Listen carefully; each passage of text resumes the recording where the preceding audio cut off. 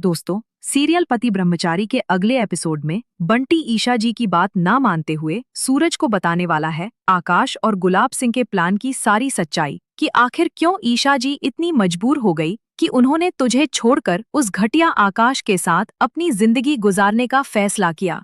तुझे बुरा भला कहा, तुझे गुंडा मवाली समझकर तुझसे नफरत करने लगी।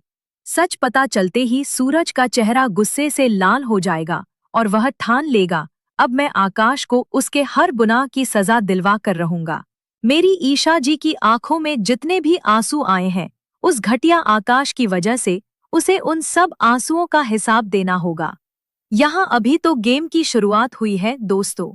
आकाश बेचारा सूरज के घर रहने के लिए पहुंच चुका है, तो वहीं सूरज जो अब एक आईएएस ऑफिसर बन चुका है, उसे गुलाब हवेली मिल चुकी है और सूरज फसवैक के साथ अपने परिवार को लेकर वहां शिफ्ट हो चुका है।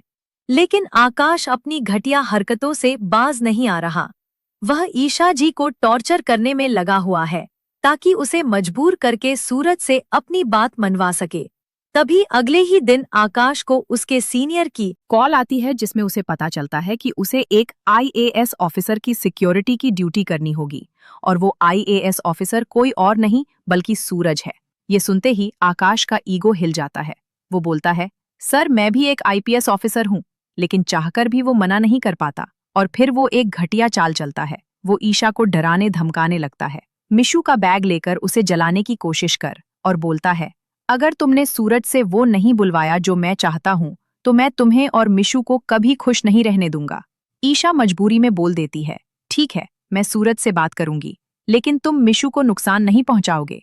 ईशा परेशान होकर मिशु को स्कूल छोड़ने जाती है, लेकिन रास्ते में मिशु का ध्यान आइसक्रीम की तरफ चला जाता है और वो भागते हुए रोड क्रॉस करने लगती है। तभी उसका पैर फिसल जाता है और वो गिर जाती है और एक बड़ा हादसा होने वाला होता है। एक बड़ा पोस्टर सीधा मिशु के गिरने वाला होता है। तभी एंट्री होती है सूरज की। वो भागते हुए आता है और लास्ट मोमेंट पर मिशु की जान बचा लेता है। लेकिन सूरज को यह नहीं पता होता कि यह बच्ची ईशा जी की मिशु है। वह बिना कुछ जाने वहां से चला जाता है। लेकिन अगले ही दिन बंटी सूरज के पास आता है और उसे सारी सच्चाई बता देता है कि कैसे ईशा जी ने तेरी आजादी के लिए खुद को पिंजरे में कैद कर लिया। वह चाहती थी कि तू आईएएस ऑफिसर बन जाए और अपनी जिंदगी में कुछ बनकर दिखा। जो कुछ भी आज तेरे पास है वो सब ईशा जी की वजह से है, इसलिए अब तुझे तुरंत जाकर उन्हें वापस अपनी जिंदगी में लाना होगा। ये सुनते ही सूरज इमोशनल हो जाता है और उसे एहसास होता है कि उसने ईशा जी को कितना गलत समझा। वह सीधा ईशा जी के पास जाता है और उन्हें अपने सीने से लगा लेता है और इसी के साथ सूरज का ब्रह्मचारी व्रत भी टूट जाता है। अब सूरज ईशा जी के लिए आकाश के खिलाफ खड़े होते हुए अपने साथ घर वापस ले आएगा। लेकिन दोस्तों, क्या आकाश इतनी आसानी से चुप बैठ जाएगा या फिर वह एक बार फिर ईशा को सूरज से छीनने के लिए कोई नया शैतानी प्लान बनाएगा?